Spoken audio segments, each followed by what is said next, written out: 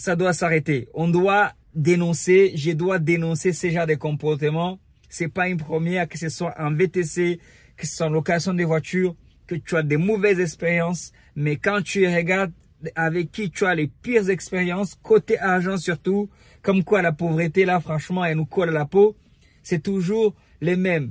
Soit du sud, de l'est, de l'ouest, du nord, pour ne pas complexer ou blesser quelqu'un, parce que ce n'est pas le but de la vidéo.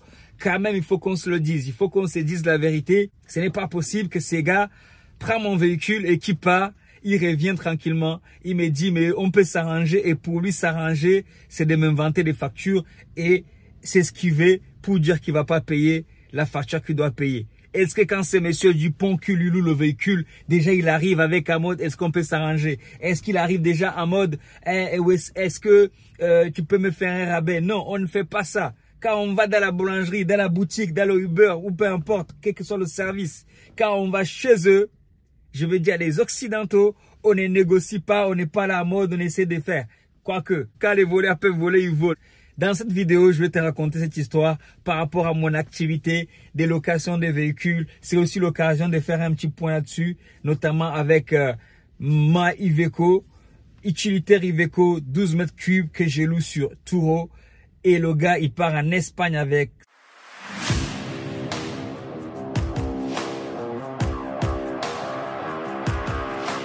Le 18, le client Turo loue mon véhicule pour le même jour parce que le véhicule qu'il avait loué auparavant est tombé en panne et il a dû le restituer. Ok, j'ai dit ok, c'est une bonne location de 12 jours, en moyenne 500 € à peu près, ça vaut le coup.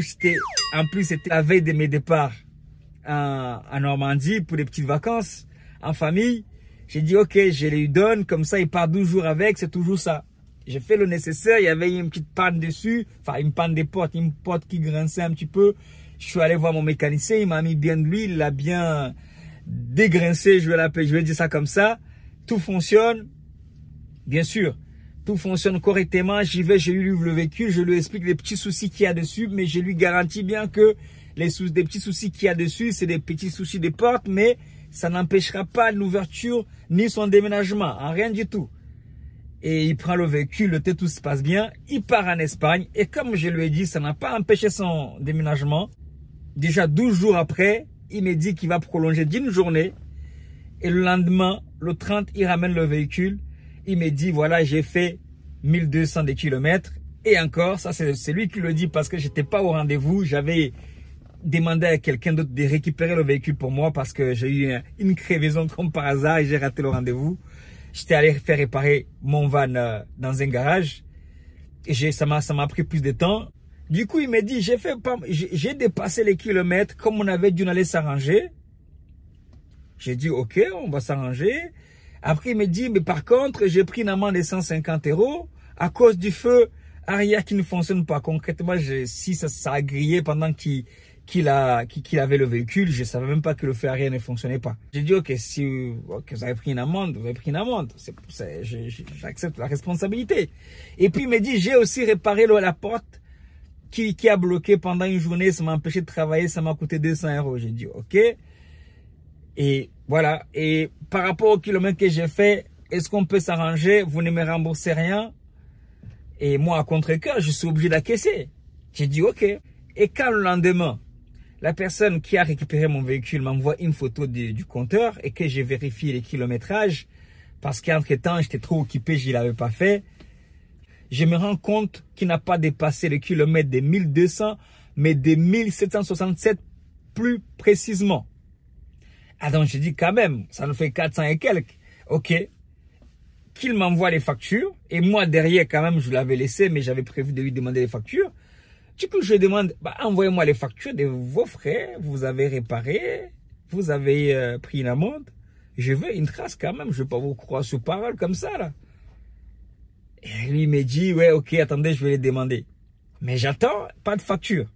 Entre-temps, je sais très bien que par rapport à Turo, il faut déclarer tout ce qu'il y a déclaré dans les 48 heures. Après passer les 48 heures, je ne peux pas me faire rembourser. J'ai fait mon travail, j'ai fait le nécessaire, j'ai déclaré. Le gars, il s'est plaint. Pourquoi tu as déclaré? On a dit qu'on allait s'arranger. Mais dit s'arranger, ça ne veut pas dire m'entuber, mon gars. Quand même, si tu as une amende, tu as bien une preuve sur toi. Tu ne me l'as pas envoyé. Si tu as réparé, tu as une facture. C'est pas tu répares pas un camion en Espagne, c'est arrivé en France que tu as dit que je vais demander une facture.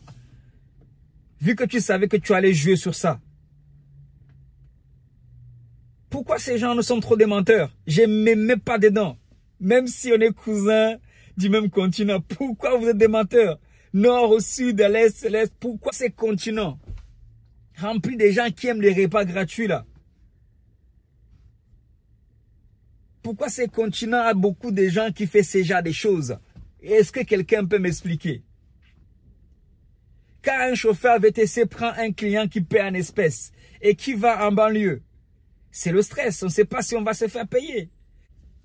La dernière fois, j'ai réagi par rapport au collègue qui a pris des clients pour les amener quelque part en banlieue. Arrivé là-bas, le gars, il fouille, il prend même son sac, je crois quelque chose comme ça, mais ça arrive tout le temps. Moi-même, j'ai déjà eu affaire à ça. Je dépose un gars qui sort des Champs-Élysées, qui fait le beau, qui commande un van pour lui et la go qu'il a amené au restaurant. Arrivé, il dit, ok, tu vas d'abord déposer la go dans le 95, moi tu reviens me déposer à Aubervilliers. Et arrivé, il te dit, ok, bah laisse-moi monter, je vais chercher l'argent. Je comprends tout de suite. Mais il fit un temps, moi, la garantie, c'était Uber. Pour moi, Uber a toujours remboursé. Pour moi, Uber a toujours remboursé ces genres de coûts. Du coup, je ne te coupe pas derrière. Mais peut-être que maintenant, à force, il ne rembourse plus. Mais avec Bolt plus récemment, ça m'est arrivé pour une course d'environ 17 €. Des Bastille en Berlin à...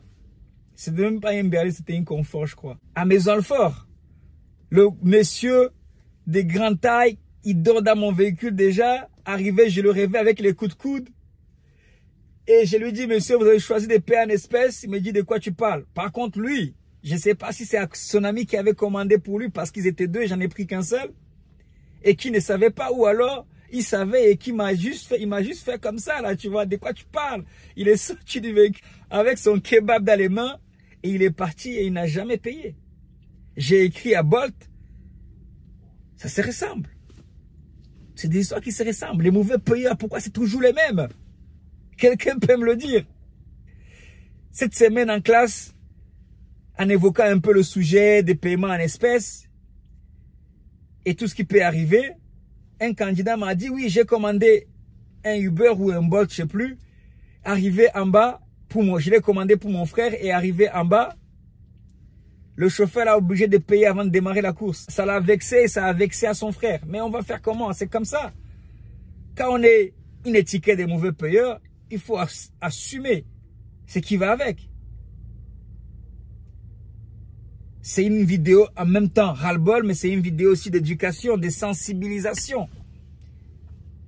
Donc voilà, par rapport à ces retours d'expérience, par rapport à Turo, du coup, il ne veut pas payer. Il m'a dit clairement, j'ai les WhatsApp sur moi, il dit, je ne paierai pas. Le gars, il ne peut pas me donner les justificatifs de ce qu'il a payé pour que je déduise de ce qu'il me doit. Il me dit tout simplement, je ne paierai pas parce que ton camion avait des petits soucis que j'ai réparés. Bah, il fallait me le ramener comme tu l'as ramené. Tu as ramené celui que tu avais pris avant. Il avait des petits soucis. Mon camion avait des petits soucis, mais il t'a fait déménager pendant 12 jours, 13 jours. Tu as fait des allers-retours. Tu as fait 6000 km. Non, peut-être pas 6000. 4000 km parce qu'il avait pris déjà 2400 km dans son forfait. Plus 1700, je te laisse faire le calcul.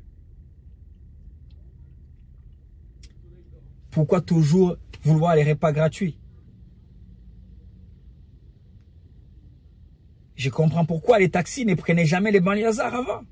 Si tu es un banlieusard, tu veux prendre un taxi pour rentrer chez toi après le samedi. Il y a même un terme pour ça, là, le taxi basket, quelque chose comme ça. Mais bon, ça se fait des restos basket, taxi basket. On veut des repas gratuits, on veut consommer, on ne veut pas payer. Moi, je paye mon van, moi je paye mon Iveco, je paye mon assurance. Si ça tombe en panne, c'est moi qui paye. Le poignet cassé, c'est moi qui paye. Mais toi, tu veux prendre mon véhicule et ne pas payer. Déjà que c'est low cost. Toutes ces applications de libéralisation, c'est du low cost. Mais toi, tu veux low cost et low cost encore. Tu veux t'arranger. Est-ce que quand tu arrives devant chez Monsieur Dupont ou un tel, tu lui dis, ah, est-ce qu'on peut s'arranger? Ou quand tu me vois, moi, parce que je suis Andersen, après, on va s'étonner qu'on va être le plus contrôlé. En cours, j'ai pris l'exemple tout bête.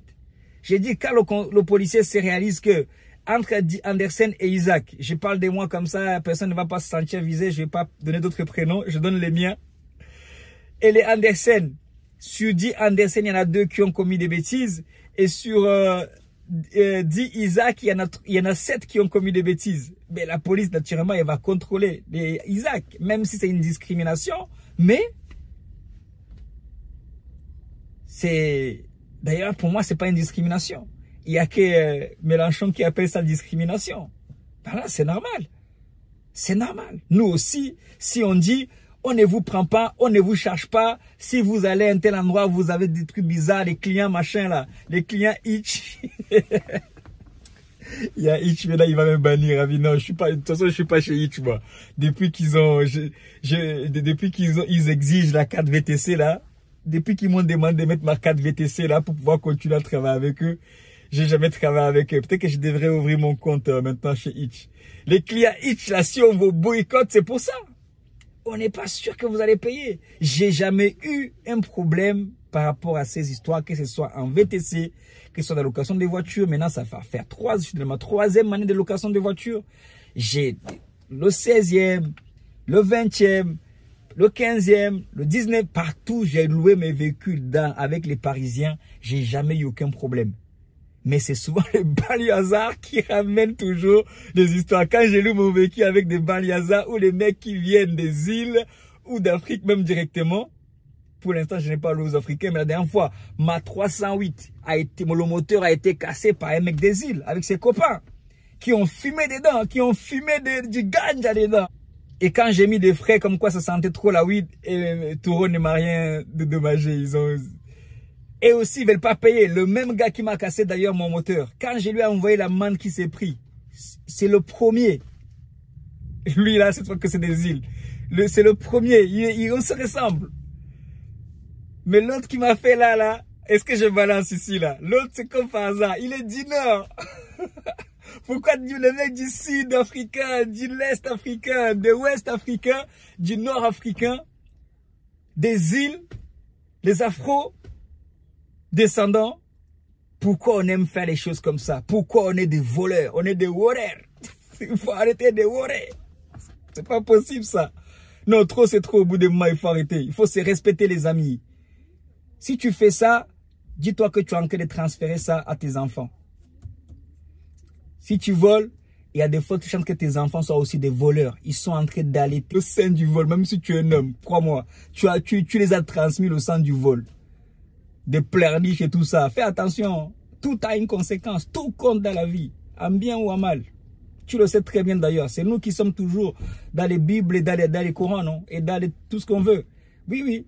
On le sait. On connaît bien toutes ces lois. Mais c'est nous qui commettons le même bêtise. J'ai un pasteur là, dans mon pays d'origine, qui dit toujours, mais je ne comprends pas. C'est nous qui prions tout le temps. Mais quand on arrive, les autres là qui ne prient pas, les Canadiens, il a pris l'exemple sur les Canadiens, les Occidentaux, et qui ne prient pas, qui ne font pas toutes ces choses, ils sont plus honnêtes que nous. Et c'est vrai, concrètement, c'est vrai.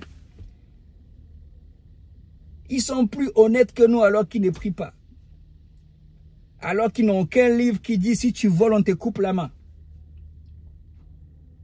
Alors qu'ils n'ont aucun livre qui dit celui qui ne travaille pas ne mange pas.